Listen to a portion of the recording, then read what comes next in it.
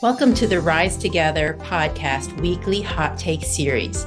Every week, we're going to bring you powerful stories and strategies from leaders who are making a real impact by building stronger, more resilient communities.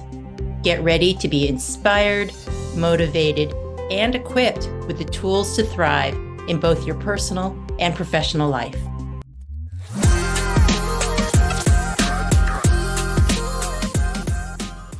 Hi, everybody. This is Beth Almaris with the Foundation for Family and Community Healing. We're a small nonprofit that's really passionate about helping individuals and organizations build strength and resilience through skill-based education and leadership development.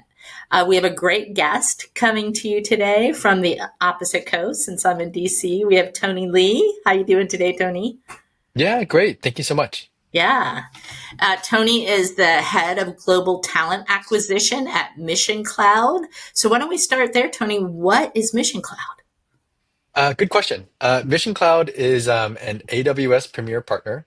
For those who don't know, AWS is owned by Amazon. And if you didn't know, the cloud pretty much runs everything in the world at this point. Every device, app, TV, Alexa is all run through a cloud-based system. And AWS is is the top provider in cloud services in the world. But being the top provider, kind of like a landlord, they rent the space to you, but they don't move you in. And so we're kind of the Hmm. movers in those scenarios. Oh, interesting. Okay. I have to be honest, Tony, the cloud still, after all these years, confuses me. Um, but Well, I that's why we're here, though. I mean, think that's why we do. many people of my age bracket are very confused by the clouds. So we're very excited that you all are here. Um, how many folks are in your organization? So we are actually a CDW company recently. So our division, which focuses on the AWS cloud space, is about 250 people. CDW, which owns us, our parent company, is about 11,000 people, and they deal Oh my more with like goodness. IT, networking, laptops, and so we're kind of the digital cloud division of their kind of physical services on the I computer see. on the IT side. Okay. Um, so head of global talent acquisition, you've been in the HR space, I'm imagining, for quite a while. How have you seen it change over the years? Yeah. I mean, it's probably I'm getting close to 20 years on the HR space. And when I started in this space early on, um, it was easier yet harder to say I'm available, or if anyone remembers like Monster, Hot Jobs, kind of space, like you put your resume there, somebody would find you. Newspapers were still very popular. We had a fax machine that would just spit out resumes all day long.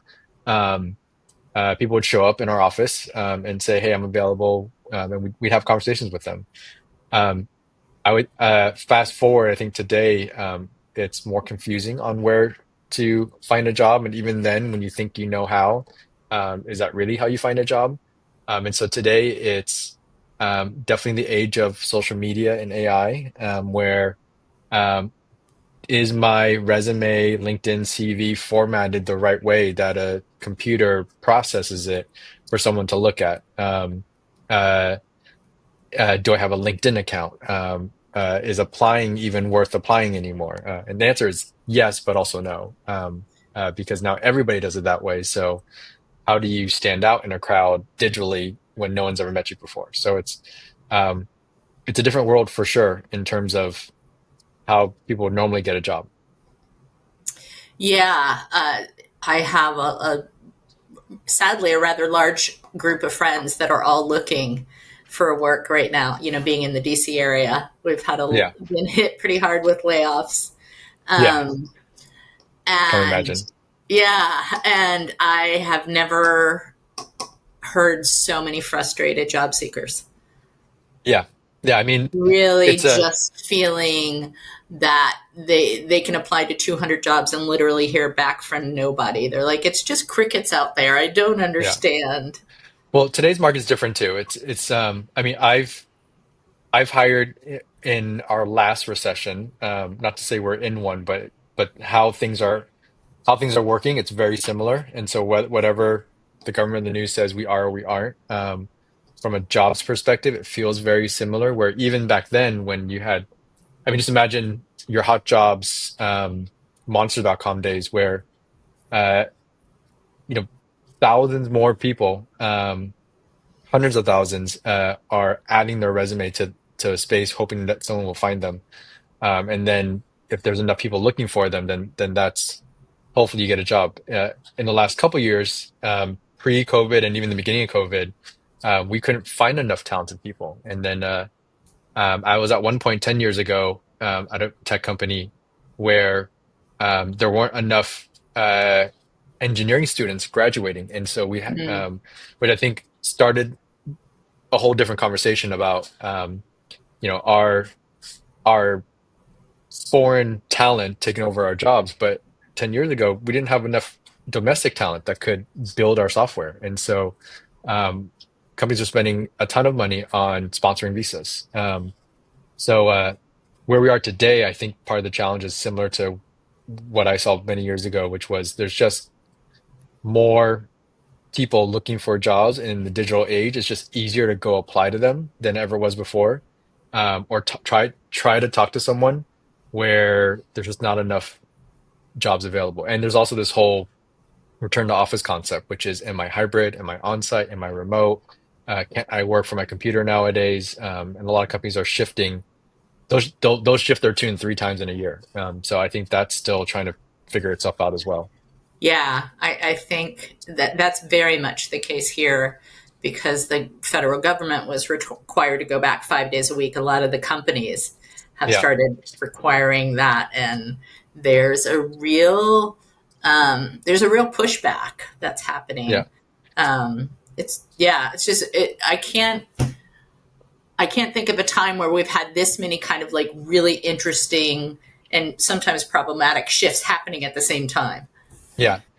Well, part of my role too, lead into acquisition is also what we call workforce management or workforce planning. And I would argue that a few years ago, not a few years ago, even a few months ago, part of the whole return to office was one, trying to get people to collaborate again in person, thinking that that would make people more productive. I would argue there's studies that support and debunk both sides of the fence there. But honestly, I think for a while it was also just if I put a return to office policy in place, how many people won't do it? And instead of laying people off, how do I get people to volunteer to leave? And if force them to come back to the office makes them volunteer, Oh, well then interesting.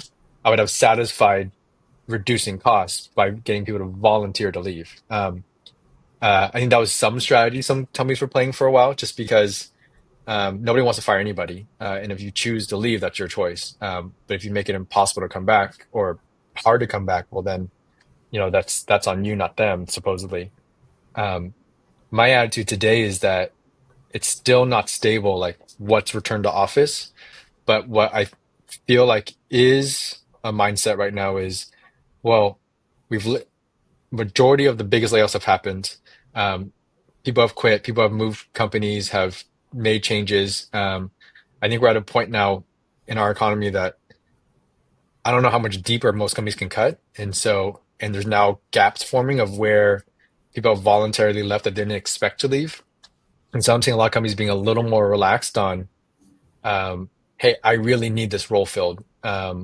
Yes, there's a lot of people out there, but at the same time, I'm willing to figure out how to make this role work. And so I'm starting to see a lot more companies be a little more flexible on, I'd rather get the talent in this role than force them to come back to the office 5 days a week. So my advice is don't let the word on-site, hybrid, or remote steer you away. If you think you're qualified for the role, go after it and see what happens. Mm, At the very least, you're interacting with someone in your space that I think the more networking and connections you can do, whether the job works out or not, the better your chances of someone paying that forward for you in the future. yeah. Yeah. What do you think some of the trends coming our way in the human resources space are? I mean, I mentioned earlier, this is the age of social media, which I think LinkedIn has, there are over a billion users now, That's worldwide. amazing. Yeah, I would have never thought that. I was there when it first started, and I would have never thought this would be the be all for all, kind of space for identifying talent or putting your digital professional footprint out there. Um, but that's been curated and developing and become the staple for a while now. I think what's new is AI, which is uh, how do I use it in hiring? Um, uh, do I use it to help me with my resume? Can I make more customized resumes per job now that I have something that can rewrite my entire resume for me? Are companies using it to help uh, identify talent? If I do get 200 applications per role within X amount of time, can a tool help me figure out who's actually qualified for it? The answer to all that is yes, but at the same time, I think HR is until HR becomes AIR instead of human resources, it's AI resources. There always is going to be a human component. I think the question is just like every other AI discussion, is how do we use AI to complement what we're doing to try to get past the gatekeeper or get in the door um, to get a human person to review it. But from an HR perspective, AI can help us identify faster, um, as long as your data is good. But you know, who's working hard? Who has opportunities? What are our performance metrics across companies? How do we identify gaps that we may not have seen? Like maybe one location, the performance has dropped slightly. And that's not necessarily a bad thing. Maybe there's outside factors, but there's data that we would normally not be able to see with the human eye unless someone said, "Hey, I see a trend happening in Ohio where production's down," or we've had a lot more applicants in the DC area than the Colorado area, and so but the naked eye probably wouldn't see that. But using AI, it's like, hey, here's all my data, give me trends, or attrition data. We are losing people. We on average, let's say, lose two people a month through resignations. Last month we lost seven. These are made up numbers. Um, why do we lose seven? And with AI, we can upload exit surveys, performance history, employment info, and see, hey, can you help me figure out is there a commonality amongst these things? And so from an AI standpoint, I think it'll help us identify opportunities faster, but there's still a human component of, well, let's have this conversation. Why did this happen? How is it happening? From a recruiting perspective, yes, it helps us identify people better, faster, but that should, in my opinion, help the right person match to the right role sooner. And hopefully, I mean, that's the challenge is I think a lot of people just take any job, but at the same time, are you happy with that job? Or is it a job that you're really passionate about? And so I know those are harder to find, but at the same time, we want both sides to be happy in this role for 2, 3, 4, 5, 10, 20 years. Um, and for a while in the tech community, people were only lasting 3, 6, 9 months. Wow. Uh, and a lot of it was because they were, well, two things. One was the economy was better, so they'd make more money job hopping. But on the other side was it really wasn't a fit. Um, and so they ended up not being happy in the role. And I think the last 2 or 3 years, there's been a lot more focus on mental health and work-life balance than there is on just getting a job and a paycheck. And so a lot of people will quit not having a second job because they're not happy with the work environment. And not because it's a bad work environment, it's just because they don't like working the way the job asks them to do. Like, for Yeah. example, for us, we're very consultant based. So we're fast paced. We'll work with multiple customers at the same time. And it is easily a 40-hour nonstop job where um, a Google or Facebook, you could easily balance your day working full time, but also going at a slower pace to get the job done right with a different kind of quality. Um, uh, but a lot of people don't thrive in that. They get too distracted in that environment. Where for us, you're a lot of people like the constant workflow. So I think to each their own, but I think AI is going to help us understand where that is. But then people have to embrace that space, which is, well, how does AI work for me then? How does it help me improve my brand, my image, my resume, match me better to the company that I want to work at? Um, what I've seen a lot of people be successful is asking AI questions. Like, don't just tell it, hey, redo my resume. Say, hey, here's my work history. Here's what I love doing. What's the right role for me? Oh, What companies interesting. hire for that role? How to help me apply to those companies, help me find people I can talk to at those companies. So honestly, use it as your personal assistant, not just your resume writer. That's a really good tip. Thanks for that, Tony.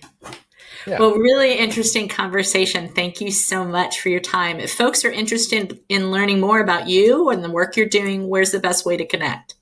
Yeah. Funny enough, I mean, there's a theme here, but probably the best way is LinkedIn, LinkedIn? which, yep, which is my LinkedIn handle is Tony K Lee. If you also search Tony Lee with one E, Mission Cloud, I'll likely pop up on the first page. But yeah, I'm more than happy to welcome anyone and feel free to ask questions. And if I can help out, I'm more than happy to. Awesome. Well, thank you so much for your time. It was great to meet you. And thank you to our listeners. We'll see you next time. Great. Appreciate it. Thank you so much. Thank you for joining us today on our Rise Together podcast weekly hot take series. We hope you've been inspired by today's stories and strategies for building stronger, more resilient communities.